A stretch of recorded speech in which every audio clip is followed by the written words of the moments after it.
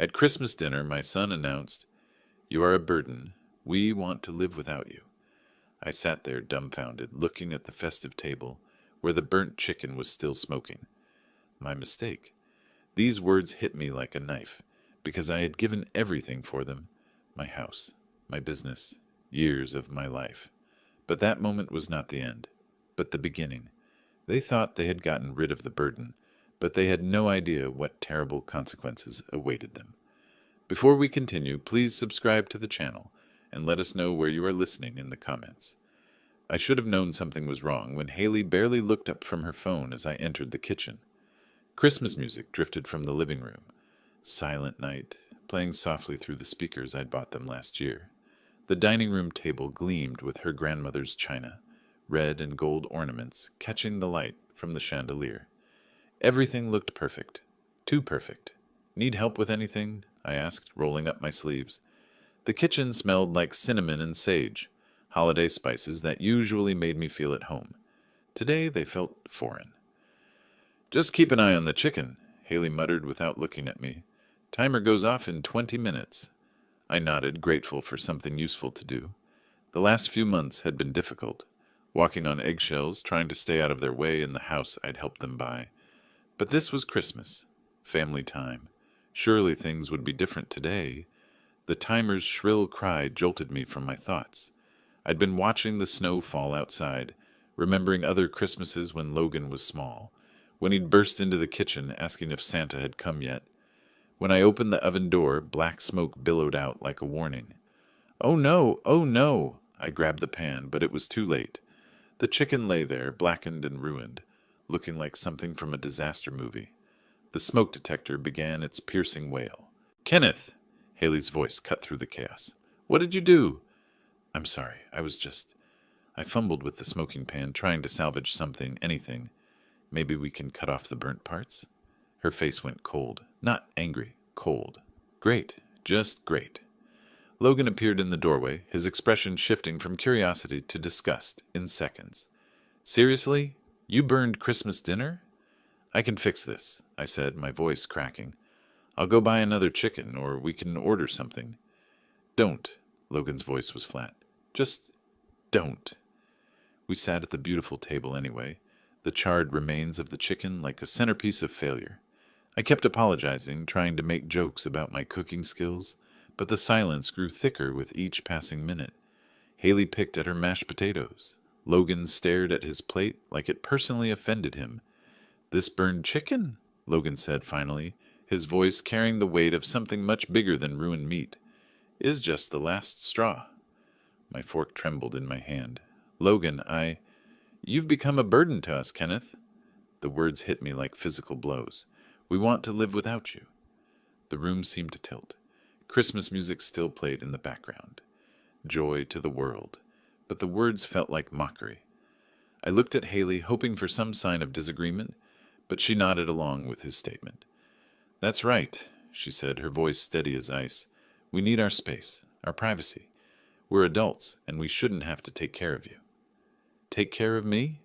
I'd sold my business, my house, given them everything so they could have this perfect life. And now I was the burden? "I don't understand," I whispered, my voice barely audible above the cheerful carols. I thought we were family." Logan's laugh was bitter. "Family doesn't mean we have to sacrifice our happiness for yours." I sat there, fork suspended halfway to my mouth, watching them eat as if they'd just discussed the weather. The Christmas tree lights twinkled in the next room, all those gifts underneath wrapped in shiny paper and ribbons. I'd bought most of them. The burnt chicken grew cold on my plate as Silent Night played again, the holy words floating through air thick with betrayal. I found myself in my room without remembering how I got there. The house had gone quiet, except for the muffled sounds of dishes clinking downstairs. Logan and Haley were cleaning up, their voices low and casual, as if they hadn't just shattered my world over dinner. On my nightstand sat a framed photo from 3 years ago, Logan's housewarming party. We were all smiling, arms around each other, champagne glasses raised. I looked so proud in that picture, so certain I'd made the right choice. The man in that photo had no idea what was coming. I'd built Watson Construction from nothing. spent 40 years turning it into something substantial. When Logan called that spring day in 2021, voice tight with frustration about housing prices, I didn't hesitate. Not for a second. "Dad, we found the perfect house," he'd said. "But the market's insane. We need 450, and we're short by 200,000. I remember sitting in my office looking at the company logo on the wall. Watson Construction, established 1981. Built to last. Built to provide. I'd called my lawyer that afternoon. "You're sure about this?" Jim had asked, reviewing the sale documents. "This is your life's work, Kenneth." "My son is my life's work," I'd replied. Those first months living with them had been good. Logan would ask my opinion about home improvements, and I'd feel useful again. Haley would invite me to help with grocery shopping, and we'd laugh about Logan's terrible eating habits. I had a purpose, a place. But slowly, things shifted. My suggestions became interruptions. My stories became boring rambles. My presence became inconvenient. "Kenneth, we're having friends over tonight," Haley would say, not quite looking at me. "Maybe you could find something to do." I started eating breakfast at 6 instead of 7 before they came downstairs. I'd take long walks around the neighborhood, killing time until I felt safe to come home. I'd developed a whole routine designed to make myself invisible in the house I'd helped buy. The photo seemed to mock me now.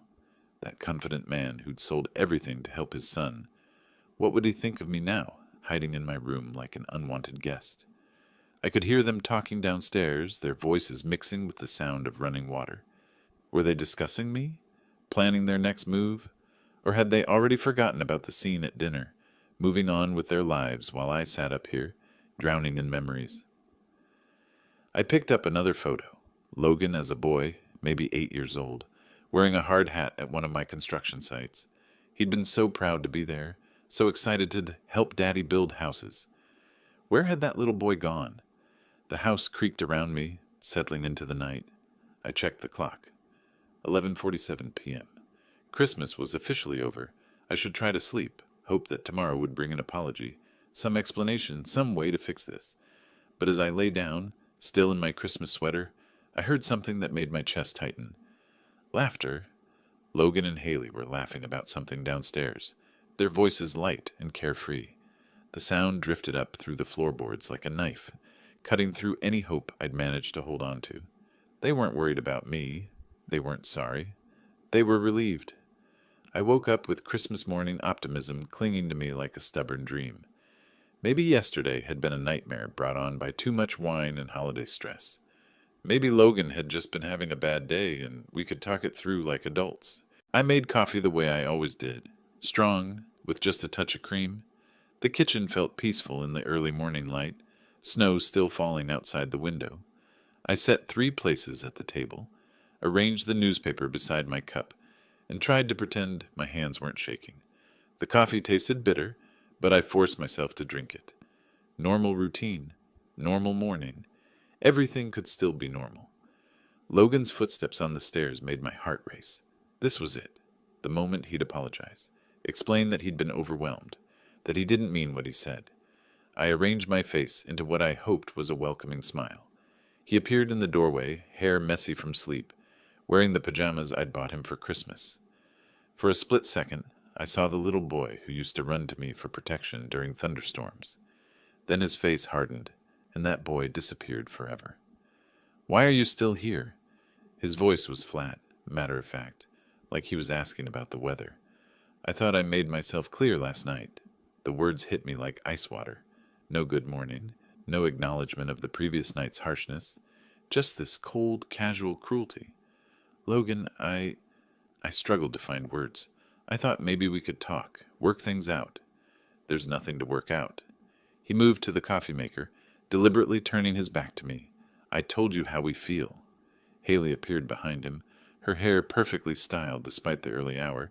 She took one look at the 3-place settings and let out a small, bitter laugh. "Some people really don't take hints, do they?" she said to Logan, as if I wasn't sitting right there. "I guess we need to be more direct." "More direct?"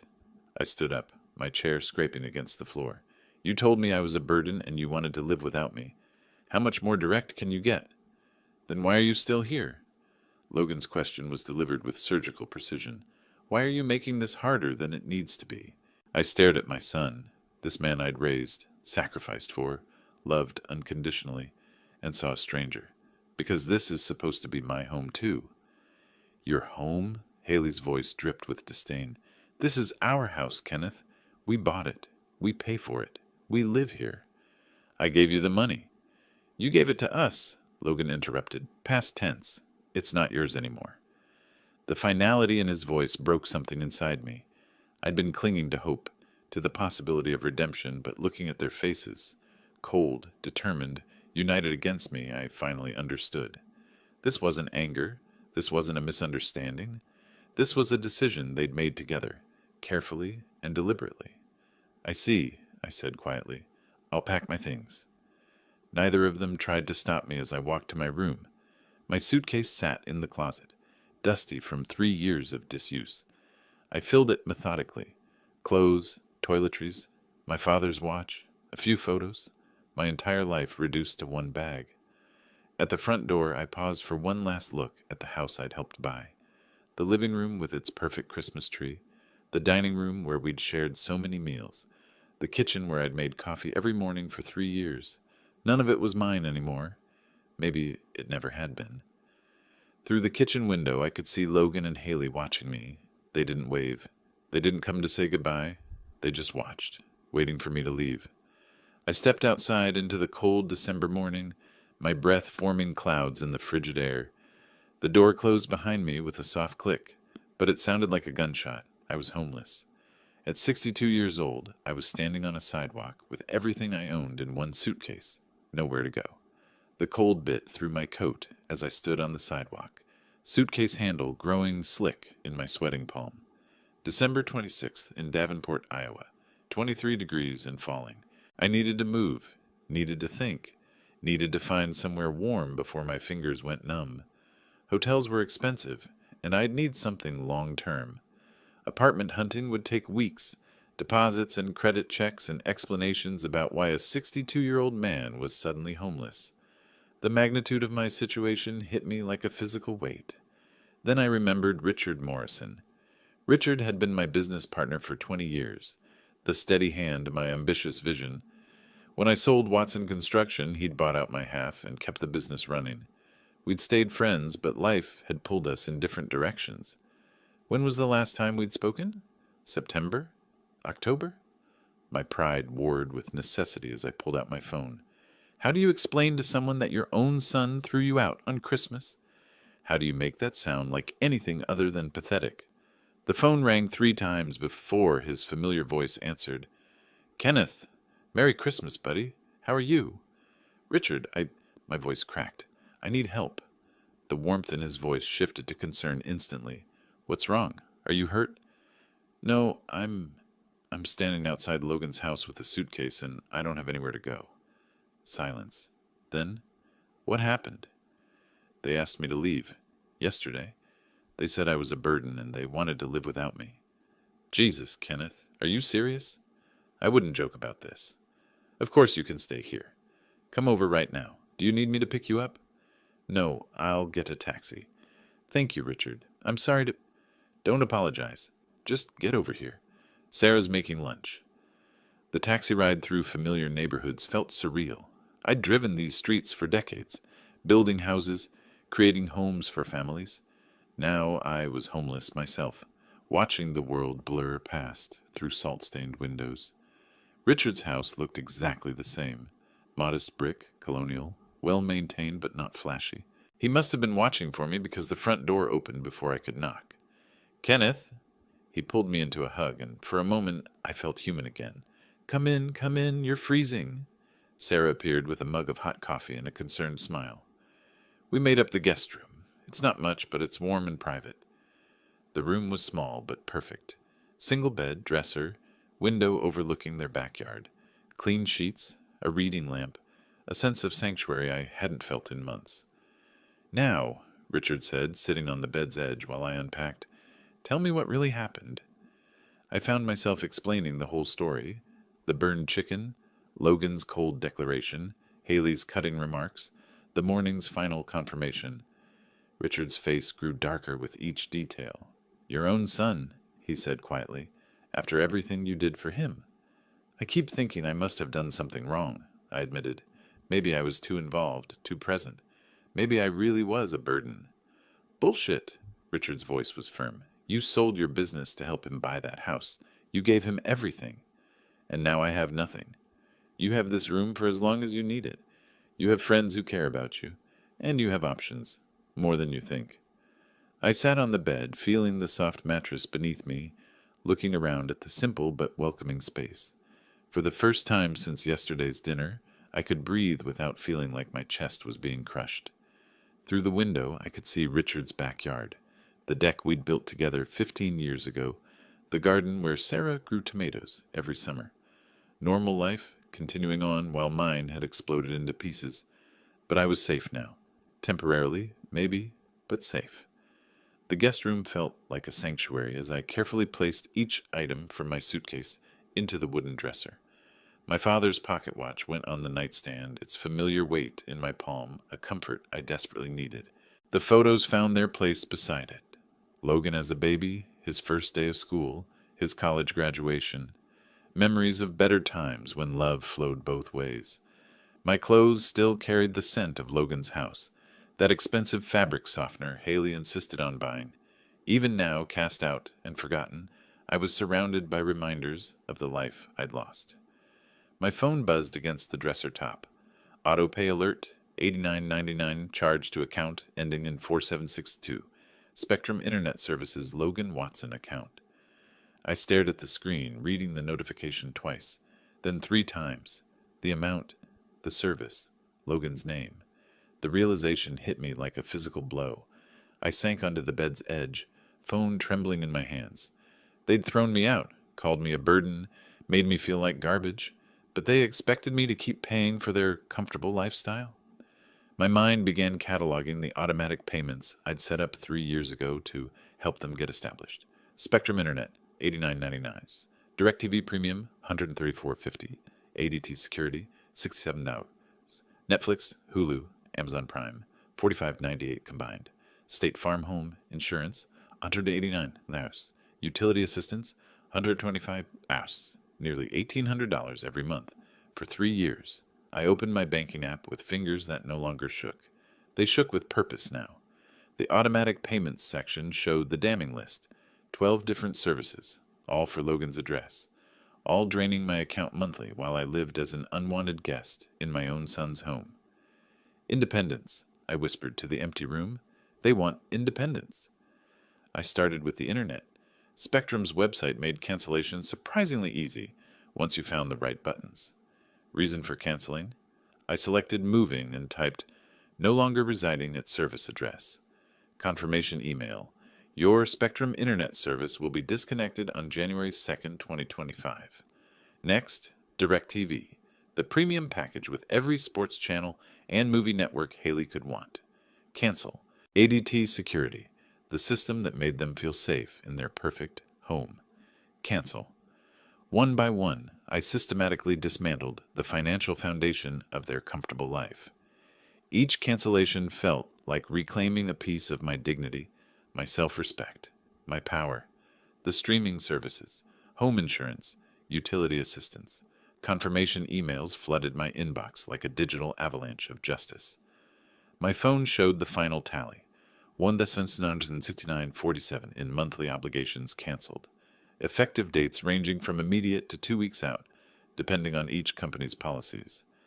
I sat there holding my phone, surrounded by confirmation emails, feeling something I hadn't experienced since Christmas dinner. Control. Kenneth? Richard's voice called from downstairs. Lunch is ready. I looked at my reflection in the guest room mirror. For the first time in a week, I saw something other than a broken old man. I saw someone who'd just taken the first step toward teaching a very important lesson about appreciation.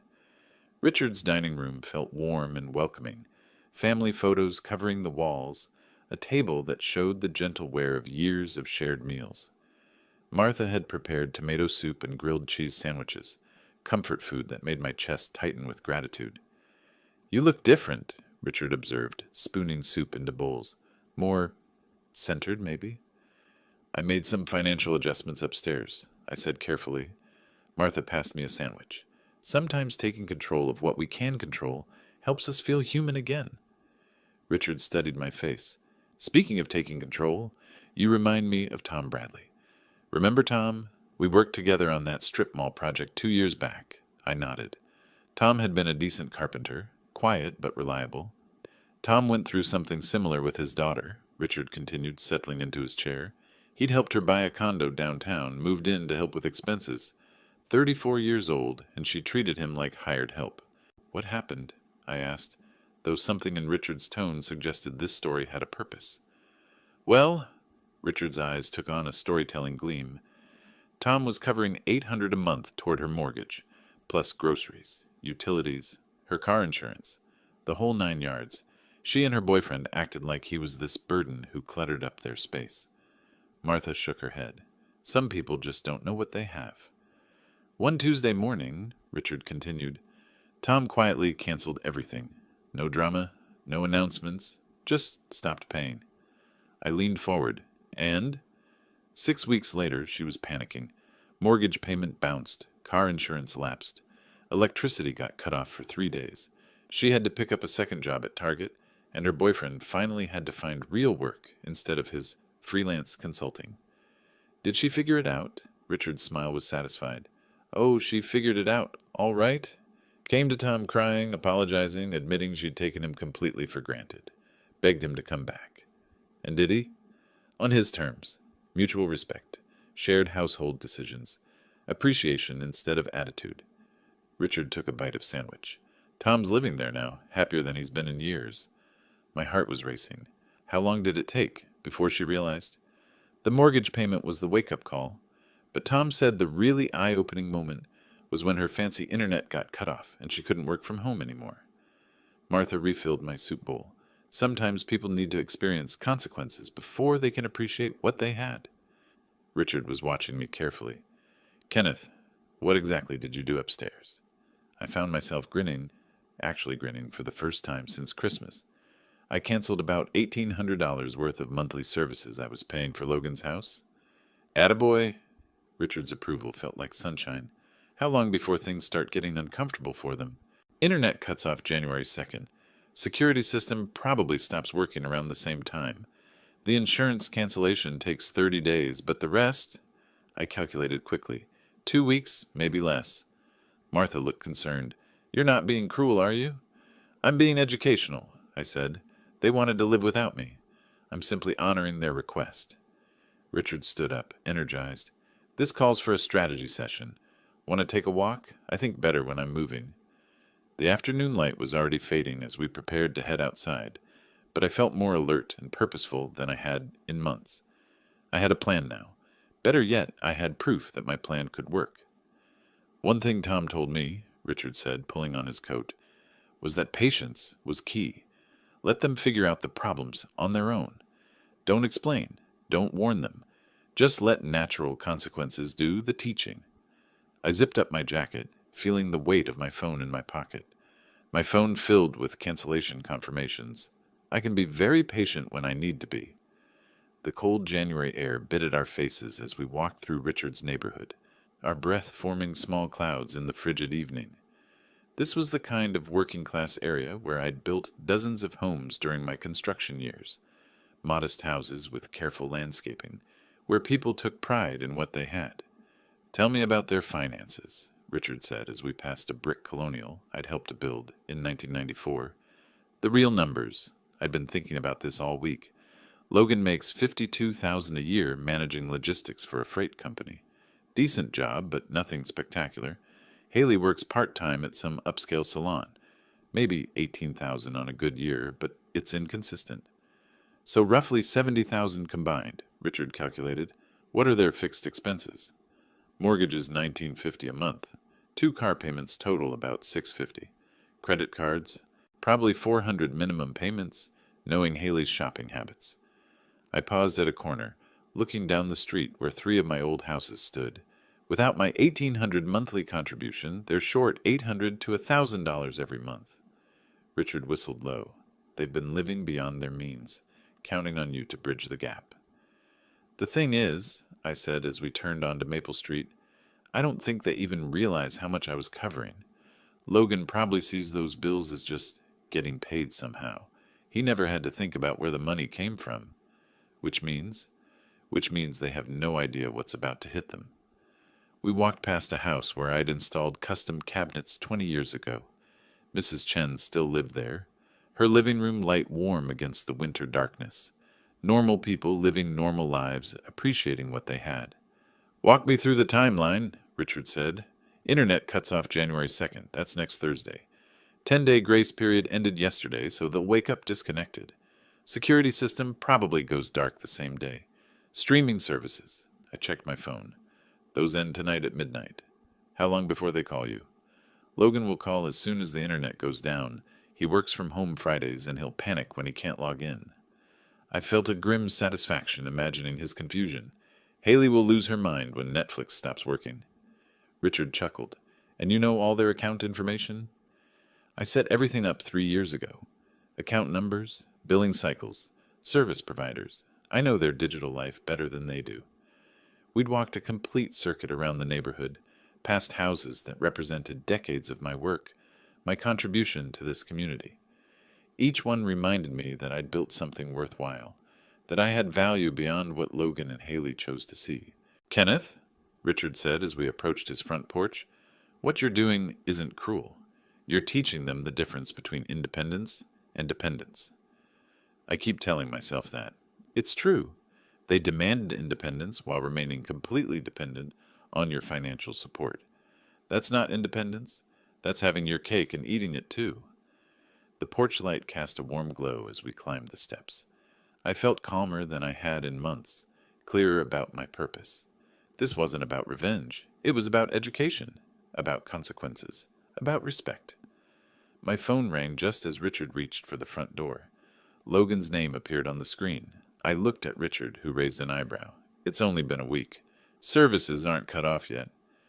Maybe he's calling to apologize, I said, though I didn't believe it. Or maybe he's calling because something else went wrong and he needs Daddy to fix it. I stared at the phone, its persistent ringing cutting through the quiet evening. For 3 years I'd answered every call, rushed to solve every problem, provided it for every need. Tonight I let it ring. The voicemail notification appeared moments later. I turned the phone face down and followed Richard inside. That, Richard said with approval, was the right choice. But I could already feel the phone buzzing again. Logan wasn't giving up easily. 1 week later, I sat at Richard's kitchen table with my morning coffee and the Davenport Times, feeling more peaceful than I had in months. The past 7 days had passed quietly. No crisis calls from Logan, no dramatic emergencies requiring my immediate attention, just silence from the house I'd helped buy and the son I'd helped raise. The automatic payment cancellations had all processed. Service disruptions should be starting any day now. At 9:47 a.m., my phone shattered the morning calm. Logan's name on the screen made my pulse quicken, but I kept my voice steady. Hello, Logan. Dad, thank God. His voice was tight with frustration. Our internet's down. Completely dead. I called Spectrum, and they're saying something about canceled service, but that's impossible because it's supposed to be automatic payment. I took a slow sip of coffee. I canceled the automatic payment last week. Silence. Then, you what? I'm no longer paying for services at a house where I'm not welcome. You said you wanted to live without me. This is what that looks like. But you can't just... Logan's voice cracked with genuine confusion. I didn't know you were paying for internet. I thought it came out of our account. The innocence in his voice might have been touching if it weren't so revealing. 3 years of automatic payments, and he'd never once questioned where the money came from. You never asked, I said simply. Well, fix it. Call them back and restore the service. I work from home today, and Haley's got clients calling. No. The word hung in the air like a physical thing. What do you mean, no? I mean, I'm not paying for your internet anymore. You're adults who wanted independence. I'm giving you exactly what you asked for. I could hear Haley's voice in the background, high and agitated. Tell him the security system's not working either. The panel's just flashing red. The security system too? Logan's voice rose an octave. Dad, you can't just leave us without protection. I'm not leaving you without anything. I'm simply no longer providing things you can pay for yourselves. But we don't have money for all this. Do you know how expensive internet is? And security systems? There it was, the truth he'd never allowed himself to face. Then perhaps, I said calmly, you should have thought about that before you decided I was a burden. Haley grabbed the phone. I could hear the handoff, the fumbling, then her sharp voice. Kenneth, this is ridiculous. You can't just cut off essential services. I can, and I have. What else did you cancel? Her voice was getting shriller. What else are you holding hostage? I'm not holding anything hostage, Haley. I've simply stopped paying for services in a home where I don't live anymore. But you have to understand our situation. Logan's salary doesn't cover everything, and my work is seasonal. Then you have a problem to solve. Logan took the phone back. Look, Dad, maybe we can work something out. Maybe if you move back in, we could discuss ground rules. Ground rules? I almost laughed. You mean like the ground rule where I pay all your bills while you treat me like garbage? That's not. We didn't mean. You meant exactly what you said, Logan. You called me a burden. You told me you wanted to live without me. I'm simply honoring your wishes. But we need help. We can't afford all this on our own. That sounds like a personal problem. The line went quiet, except for muffled arguing in the background. I could picture them in their perfect kitchen, in their perfect house, realizing their perfect life was built on a foundation they'd just kicked out from under themselves. Dad, Logan's voice was smaller now, almost pleading. Can't we just forget Christmas happened? Can't we go back to how things were? How things were involved respect and appreciation. When you're ready to offer those, we can talk. I hung up before he could respond. Richard appeared in the kitchen doorway, coffee mug in hand. How'd that go? I smiled, actually smiled. Phase 1 is complete. My phone immediately started ringing again. Logan's name flashed on the screen, insistent and demanding. I turned the phone face down and took another sip of coffee. He'll figure it out eventually. Or he won't, Richard said, settling into the chair across from me. Either way, that's his choice to make. The phone buzzed twice more, then fell silent. In the quiet kitchen, surrounded by the normal sounds of a normal morning, I felt something I hadn't experienced in 3 years. I felt respected. 2 weeks later, I was helping Martha plan her grocery list when my phone rang for the 4th time this week. Logan's name flashed on the screen, persistent as always. I'd been ignoring most of his calls, but Richard looked up from his crossword puzzle and nodded toward the phone. Might as well hear what he has to say. Richard suggested. Knowledge is power. I answered on the 5th ring. Hello, Logan. Dad, finally. His voice carried a mixture of relief and frustration. Look, this has gone far enough. Haley's been crying for 3 days straight. You're destroying our anniversary month, and she's talking about postponing our celebration dinner because we can't afford it anymore. Your anniversary is your responsibility to plan and fund. But we can't. Don't you understand? The cable got cut off right in the middle of playoff season. The security system's been down for 2 weeks, and Haley's scared to be home alone. We've got warning notices from the electric company, the water department. I listened to the desperation in his voice, noting how he still framed everything as my problem to solve. None of that changes what you said to me on Christmas, I replied calmly. For God's sake, Dad, that was just... We were stressed. You burned dinner, and we overreacted. Can't you just let it go? Can you unburn that chicken? Can you take back calling me a burden? Logan's voice cracked. Look, maybe we can work something out. Maybe we were too hasty. You could move back in, and we could establish some ground rules. Whose ground rules? Yours or mine? Well, obviously, we'd discuss... it's still our house. Through the kitchen window, I saw a car pulling into Richard's driveway. A familiar car. Logan, I said slowly, are you calling me from outside Richard's house right now? Silence, then the sound of a car door slamming. We just want to talk, Dad, face to face. The doorbell rang. Richard raised an eyebrow and headed toward the front door, but I gestured for him to wait. So you thought you'd ambush me? It's not an ambush. We just need to resolve this before we lose everything. I hung up and walked to the front door, Richard beside me. Through the peephole, I could see Logan and Haley standing on the porch, both looking haggard in the cold February air. I opened the door. Haley immediately started crying. Theatrical, calculated tears that might have worked 3 months ago. Kenneth, please, you're tearing our family apart. Our family was torn apart on Christmas, I said evenly. I'm simply accepting the new reality you created. Logan stepped forward, his face flushed with anger and cold. This is ridiculous, Dad. Stop this vindictive nonsense and help us fix our situation. Vindictive? I felt Richard step closer behind me, a solid presence of support. Logan, you told me I was a burden. You told me you wanted to live without me. I'm giving you exactly what you asked for. But we didn't mean financially. We just meant you wanted all the benefits of my support without having to treat me with basic human dignity. Haley's tears intensified. We're going to lose our house. Don't you care about that? I care about the house I helped you buy, but it stopped being my concern when you made it clear I wasn't welcome in it. Richard cleared his throat. Folks, it's 20 degrees out here. If you want to continue this conversation, you're welcome to come inside where it's warm. Logan's jaw tightened. We don't need charity from strangers. Richard isn't a stranger, I said. He's a friend who treats me with respect. You might want to learn from his example. Haley looked between Logan and me, her calculated tears giving way to genuine frustration. What do you want from us? What will it take?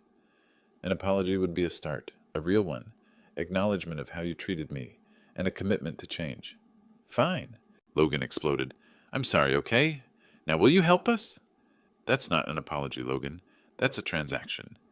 They stood there in the cold, realizing their manipulation tactics weren't working. Logan's entitled anger, Haley's crocodile tears, their attempted ambush, none of it was moving me. This conversation is over, Logan said finally. Come on, Haley.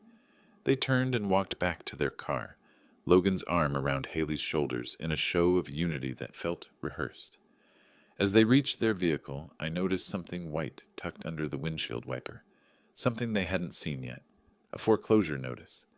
I said nothing as they drove away, their crisis accelerating beyond what they even realized yet. Richard closed the door behind us. That went about as expected. Better, I said, watching their taillights disappear down the street. They're running out of options faster than they know. 3 weeks later, I was enjoying my morning coffee in the financial section of the newspaper when an unknown local number appeared on my phone. I'd learned to be cautious. Logan and Haley had started using different phones after I stopped answering Logan's regular number. Kenneth Watson, I answered carefully. Kenneth, thank God. Haley's voice was tight with panic, none of her usual calculated sweetness. It's me. I'm calling from work because we... Take a breath, Haley. What's wrong? Everything's wrong. Her voice cracked with genuine distress. We got the foreclosure papers. Official ones. The bank wants $3,400 in missed payments within 30 days, or they're taking the house. I felt a pang of something, not quite sympathy, but recognition of how serious this had become. I see. And Logan, she took a shuddering breath. Logan lost his job last week. They said he'd become unreliable, argumentative with coworkers. His unemployment barely covers groceries. Now I understood the desperation in her voice. This wasn't manipulation anymore. This was genuine panic. That's unfortunate, I said quietly. Kenneth, please. I know things got said, but we're going to lose everything. Our home, our security, our future. Logan's been applying everywhere, but with that reference from his old job. What exactly are you asking me, Haley? Help us. Save the house. We'll give you the master bedroom. I'll cook your favorite meals every night. You can make all the household decisions, whatever you want. For a moment, I felt the old instinct to rush in and fix everything, but Tom Bradley's story echoed in my mind, along with Richard's wisdom about consequences and respect. Here's what I need, I said slowly. A genuine apology from Logan. Not I'm sorry, or I'm sorry you felt that way. A real acknowledgement of what he said and how he treated me. Okay, yes, he can do that. I need a written agreement about how I'll be treated in that house, as an equal family member, not as a burden or a guest. Yes, absolutely. I need complete financial transparency. I want to see your budget, your debts, your income. If I'm contributing to this household, I have a say in how money gets spent. Silence on the other end. Then, Kenneth, that seems Invasive. Invasive? I almost laughed. Haley, you're asking me to save your house. I think I'm entitled to know where my money would be going. But our privacy? Your privacy was forfeit when you decided to treat me like garbage while expecting me to fund your lifestyle. I could hear her breathing heavily, wrestling with the reality that she couldn't have it both ways anymore. And there would be a probationary period, I continued. I help with this immediate crisis, but future support depends on how you both behave. One more incident like Christmas, and I'm done permanently. Those terms are really controlling, Kenneth. Those terms are respectful, which is more than I got from either of you. But we don't have time for negotiations. The foreclosure deadline is in 4 weeks. Then you'd better start working on that apology. The line went quiet, except for the sound of salon noise in the background. Hair dryers, conversation, normal life continuing while Haley's world crumbled. You know what the neighbors are saying, she said suddenly, her voice bitter. Mrs. Patterson asked why the security company truck hasn't been around. The Hendersons noticed our lawn service stopped coming. Everyone can see Logan's car in the driveway all day because he doesn't have a job to go to. Embarrassing, I agreed. This is our life, Kenneth, our reputation, our standing in the community. Then perhaps you should have thought about that before you destroyed our family relationship. You're really going to let us lose everything over hurt feelings? I'm going to let you experience the consequences of your choices. There's a difference. She hung up without another word. I sat there holding the phone, staring out Richard's kitchen window at the snow-covered yard. A part of me felt sorry for them. I'd never intended for Logan to lose his job, but a larger part recognized this as exactly what they needed, a clear understanding of how the real world works when you don't have someone else covering your mistakes. Richard wandered into the kitchen, coffee mug in hand. That sounded intense. They're about to lose the house, I said. Logan lost his job. Reality is hitting hard. And how do you feel about that? I considered the question honestly. Like a teacher watching students learn a difficult but necessary lesson. Richard smiled and raised his coffee mug in a small salute. Tom Bradley would be proud. 1 week later, I was helping Richard repair a section of fence in his backyard when I heard a car door slam in the driveway. Richard and I looked up from our work, and I felt my chest tighten when I saw Logan approaching through the gate. He looked terrible, unshaven, wearing a wrinkled shirt I recognized from Christmas Day, dark circles under his eyes like he hadn't slept in weeks. This wasn't the arrogant man who'd thrown me out. This was someone who'd been broken down by circumstances he couldn't control. Dad, he said quietly, stopping a few feet away. No demands, no accusations. Just my name, spoken like a question. Richard straightened up, hammer in hand. I'll be inside if you need me, Kenneth. No, Logan said quickly. Stay, please. I want someone to witness this.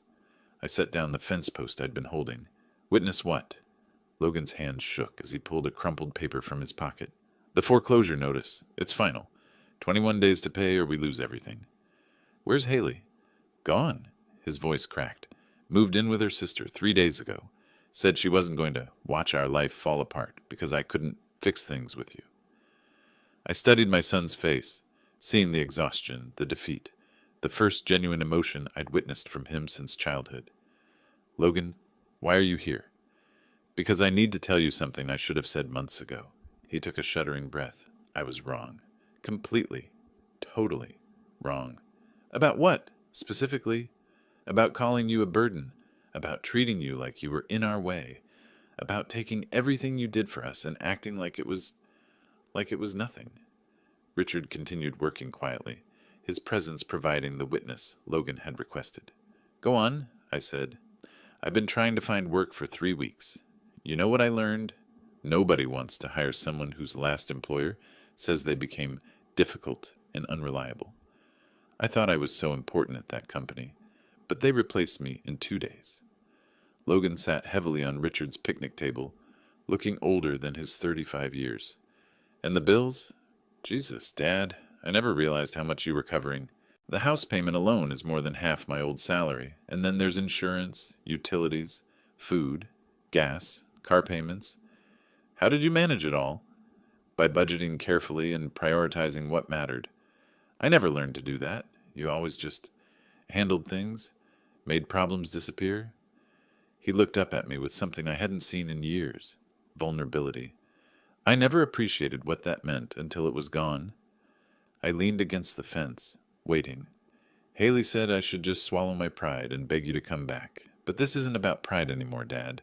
This is about admitting I was a terrible son who treated the most generous man in his life like garbage. The words hung in the cold air between us. Richard had stopped hammering, listening. I called you a burden, Logan continued, his voice getting stronger. But you were never the burden. I was. I was a grown man who let his father pay for his life while treating him like an inconvenience. And now? Now I'm a grown man who's about to lose his house because he was too stupid and entitled to appreciate what he had.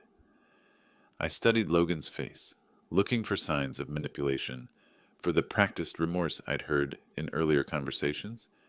Instead, I saw something real: shame, regret, and maybe the beginning of genuine understanding.